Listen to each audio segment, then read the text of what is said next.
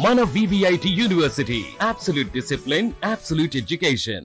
రీసెంట్గా మోడీ గారు బంగారం కొనొద్దు కొంతకాలం పాటు అని చెప్పిన వ్యాఖ్యలు అందరిలో చర్చను లేపినటువంటి పరిస్థితి. అలాగే తాజాగా 10% ఎక్స్ట్రా ట్యాక్స్ కూడా బంగారం మీద విధిస్తాము అని చెప్పేసి గవర్నమెంట్ చెప్పడం, అది కూడా ఈ రోజు నుంచి అమల్లోకి వస్తుందంటున్నారు.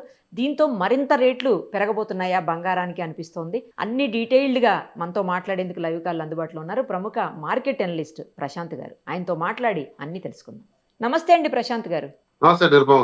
ఏంటండి మళ్ళీ 10% అసలే రేటు పెరిగి కొనాలంటే భయపడిపోయే పరిస్థితి ఉంటే బంగారం, మరోవైపు 10% ట్యాక్స్ వేస్తాము, ఆ సుంకం పెరుగుతుంది, మళ్ళీ అది కూడా ఈ రోజు నుంచి అమల్లోకి వస్తే అర్ధరాత్రి నుంచి వచ్చినట్టుంది నాకు తెలిసి.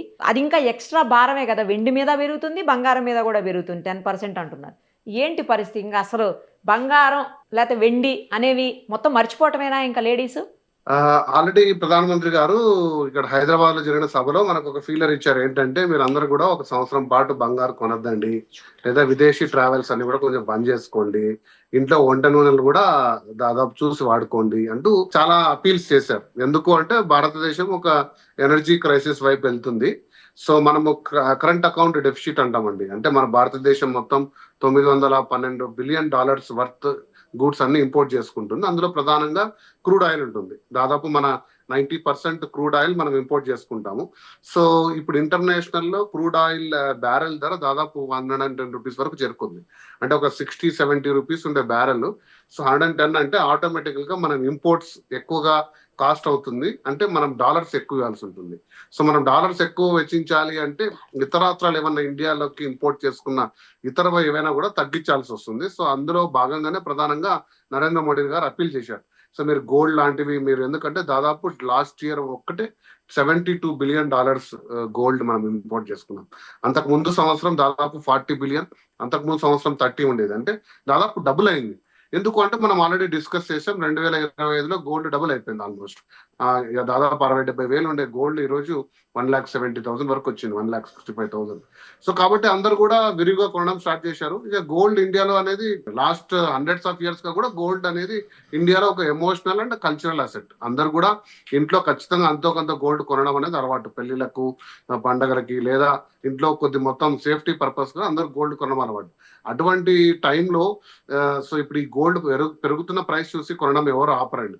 సో కానీ ప్రధానమంత్రి గారు అప్పీల్ చేయడం అనేది, దీంట్లో 2 వాక్యాలు ఉన్నాయి, నేను చెప్తాను, విశ్లేషణ చేస్తాను నా విశ్లేషణ కూడా.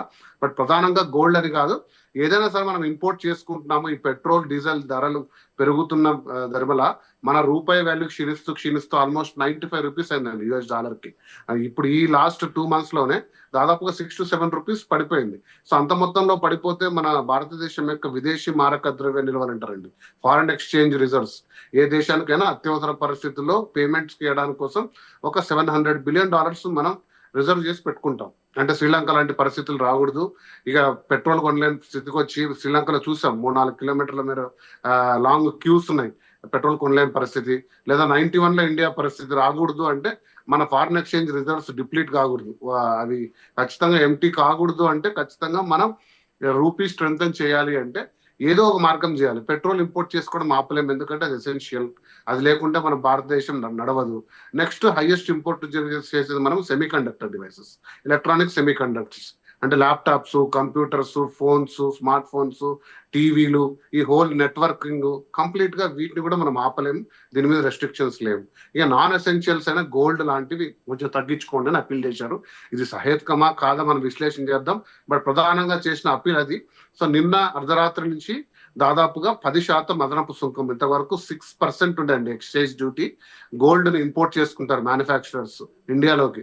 సో 6% డ్యూటీ ఉండేది, అది కాస్త ఇప్పుడు 9% అదనంగా యాడ్ చేసి 15% చేశారు. 10% import duty, 5% agricultural development cess అండి. సో టోటల్ గా 15%. ఇది ఎందుకు తగ్గించారు? ఇంతకు ముందు ప్రధానంగా ఇండియాలో 25% వరకు అక్రమంగా గోల్డ్ స్మగుల్ అయ్యేది. సో ఇది టెర్రరిస్ట్ల చేతిలోకి వెళ్తుంది. దావూద్ ఇబ్రాహిం లాంటి గ్యాంగ్స్, పెద్ద పెద్ద టెర్రరిస్ట్ ఆర్గనైజేషన్స్, ఇంకోరు అక్రమంగా గోల్డ్ తరలిస్తున్నారు. ఎందుకంటే 15% డ్యూటీ ఉంది కాబట్టి అక్కడ కొనుక్కొని దుబాయ్ లాంటి దేశాల్లో ఈ నౌకల ద్వారానో తర్వాత ఎయిర్పోర్ట్లను పంపించేవారు. ఇది పెద్ద బిజినెస్ అవుతుంది అనేసి 24-25 బడ్జెట్ లో ఇండియన్ గవర్నమెంట్ ఒక డెసిషన్ తీసుకుంది, మనం తగ్గించేద్దాము, అప్పుడు ఫ్రీగా ఫేర్ గా కొంటారు అని అనుకున్నాగానే బాగా తగ్గింది. కానీ ఇప్పుడు ఈ యొక్క రూపీ మీద పడుతున్న భారంతో మళ్ళీ తిరిగి పెంచారు.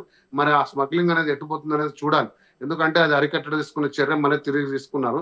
ఇది మొత్తంగా చూస్తే పాలసీ మేకింగ్ లో లోపంగా కనపడుతుంది. బట్ బంగారానికి మాత్రం ఇక చెప్పలేని ధర వచ్చింది. ఒక రోజులో 12,000 రూపాయలు పెరిగిపోయి ఈ రోజు 1,65,000 వచ్చింది. ఆల్రెడీ అంతర్జాతీయంగా గోల్డ్ పెరుగుతూ వస్తుంది. యుద్ధ వాతావరణం పరిస్థితుల్లో డాలర్ కొంచెం వాల్యూ సన్నగిల్లే పరిస్థితుల్లో పెరుగుతుంది. ధర్మల మనకి 165 వరకు వెళ్ళే ఛాన్స్, 165 ఉంది. ఇక ఫాస్ట్ గా 2 lakhs వెళ్తుంది అని కూడా ఒక అంచనా ఇస్తున్నారు. అంటే ఏంటండి, ఇంకా మరి మర్చిపోవచ్చా ఆడవాళ్ళు బంగారం కొనడం అనే విషయాన్ని? కొద్ది కాలం అన్నా లేదండి, కనీసం మీరు మళ్ళీ మీరు తగ్గే మళ్ళీ ఇక్కడ అవకాశం ఉంటుందా కూర్చొని ఏమన్నా? తర్వాత ఈ 10% ఎక్సైజ్ డ్యూటీలు అవి ఇవి ఏమైనా తక్కువ చేసే అవకాశం ఉందా? వెయిట్ అండ్ సీలో వెళ్ళొచ్చా మేమేమన్నా ఆడవాళ్ళం? లేదండి, మీరు మళ్ళీ 195 లో తీసుకొచ్చి ఆ రోజు 165 లో కొనింటే బాగుండు ప్రశాంత్ గారు అనుకునే ఛాన్స్. ఎందుకంటే 152 లో కూడా మనం ఒక వీడియో చేశాం. సో గోల్డ్ అనేది ఇప్పుడు డిమాండ్ ప్రైస్ కరెక్షన్ ఫేజ్ లో ఉండేది. మళ్ళీ ఇప్పుడు అంతర్జాతీయంగా కూడా డాలర్ కొద్ది రోజుల్లో మళ్ళీ కొంచెం బలహీన పడితే డాలర్ గోల్డ్ ప్రైస్ పెరిగే అవకాశం ఉందండి. దాని టార్గెట్ ప్రైస్ నేను చెప్పాను, అరౌండ్ 2,50,000 వరకు గోల్డ్ టార్గెట్ ప్రైస్. నేనే కాదు, అంతర్జాతీయ సంస్థలైన జేపీ మార్గన్, గోల్డ్మెన్ సాక్స్ కూడా దాని నా ప్రైస్ టార్గెట్ ప్రైస్ వచ్చేసి $6,500 నుంచి $7,000 పర్ ఔన్స్ అంటారు, 28.5 grams. సో కాబట్టి ఆ లెక్కలు చూసుకుంటే కన్నా అది 2 to 2.5 lakhs వెళ్ళే అవకాశం ఉంది. కాబట్టి నిర్మమ గారు, ఎస్ఐపి విధానంలో మీరు కొనమని నేను ఎప్పుడు చెప్తుంటాను. ఇక మంత్లీ ఇంత తీసుకోండి ఖచ్చితంగా. నగల షాప్కి వెళ్ళేసి స్కీమ్స్ ఉంటాయి, గోల్డ్ స్కీమ్స్. కొనడం ఆపద్దండి. అది 1 గ్రామ్ కానీ 1/2 గ్రామ్ కానీ ఇక 10 గ్రాములు కానీ స్థాయిని బట్టి మీకున్న అనుకూలత బట్టి తీసుకోండి. గోల్డ్ అనేది లాంగ్ టర్మ్ లో మంచి రిటర్న్స్ ఇచ్చే అసెట్. ఇక మీరు ఈ రోజు ఈ రేటును చూసి పెరిగిందని బాధపడతారా, లేదా ఒక 6 నెలల తర్వాత అయ్యో ఆ రోజు 165 కొనలేక అని బాధపడతారా? సో ఆప్షన్ మీదే. సో ఖచ్చితంగా ఆ వాల్యూని మీరు క్యాష్ చేసుకోవాలంటే తీసుకోవాలి. బట్ కాకపోతే సామాన్యుడికి దూరం అవుతూ పోతుంది. అది ఖచ్చితంగా నేను కూడా చెప్పగలను. ఎందుకంటే పాపం చిన్న చిత్కా పెళ్లిలో అది 1 తులమో 1/2 తులమో తీసుకొని చిన్న పిల్లల ఫంక్షన్స్ పెళ్లిళ్ళు చేసుకునే కుటుంబాలు కూడా చాలా ఇబ్బందుల్లోకి వస్తున్నాయి. మరి చూడాలి అది. ఎందుకంటే ప్రధానమంత్రి గారేమో కన్వీనియంట్ గా చెప్పారు మీరు గోల్డ్ మానుకోండి అనేసి. ఇక ప్రభుత్వం చేస్తున్న కొన్ని చర్యలకు ప్రజలు ఎందుకు త్యాగాలు చేయాలని చెప్పి ప్రజలు కూడా అడుగుతున్నారు.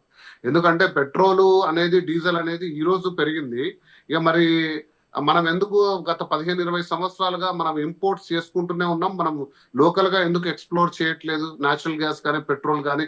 మరి అది ప్రభుత్వం సమాధానం చెప్పాలి. 2014 కరెక్ట్ గా నరేంద్ర మోడీ గారు ప్రైమ్ మినిస్టర్ అయ్యడానికి 77% మనం ఇంపోర్ట్ చేసుకునే వాళ్ళమండి. మన దేశీయ అవసరాలకు 77% petrol, diesel, crude oil import చేసుకుంటే ఈరోజు 84% చేసుకుంటున్నాం.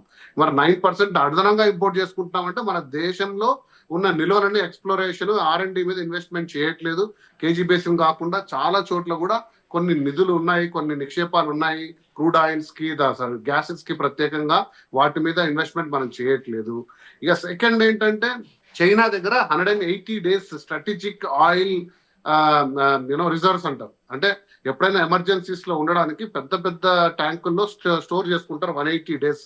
మన భారతదేశం ఏమో ఓన్లీ 10 days కి సరిపడా ఆయిల్ స్టోర్ చేసి పెట్టుకుంది. ఇలాంటి పరిస్థితుల్లో మనకు అంటే తక్కువగా $65 అనేది చాలా తక్కువ టైం ఉన్నప్పుడు మనం కొనుక్కొని వాటిని రిజర్వ్ చేసుకున్నాం అనుకోండి. ఇప్పుడు మనము ఫారిన్ ఎక్స్చేంజ్ రిజర్వ్స్ అనేది డాలర్స్ రూపంలో, గోల్డ్ రూపంలో, స్విస్ ఫ్రాంక్స్, జపాన్ యెన్ లో దాచిపెట్టుకున్నాం. అలాగే 180 days వర్త్ ఆయిల్ కూడా మనం రిజర్వ్స్ లో పెట్టుకొని ఉంటే ఖచ్చితంగా ఇలాంటి పరిస్థితులు వచ్చినప్పుడు ఆ $65 ఈరోజు ఆదుకునేది మన భారతదేశ ప్రభుత్వాన్ని కూడా. సో గవర్నమెంట్ పాలసీస్ లో ఎర్రర్ ఉండి ప్రజల్ని త్యాగం చేయండి, గోల్డ్ కొనొద్దండి, మీరు ఫారిన్ టూర్లకు వెళ్ళొద్దండి, కార్పూల్ చేయండి, వర్క్ ఫ్రమ్ హోమ్ చేయండి అంటే అంతగా రెస్పాన్స్ అవుతారని నేను అనుకోవట్లేదండి. దీన్ని ఎందులో ప్రజల నుంచి రిక్వెస్ట్ ఎంత ఉందో ప్రభుత్వం కూడా అంతే బాధ్యత తీసుకోవాలి.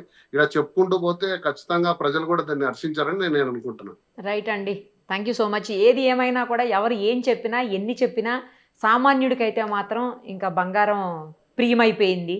అందరి ద్రాక్ష అవుతుందేమో రాను రాను అనిపిస్తోందండి. Thank you.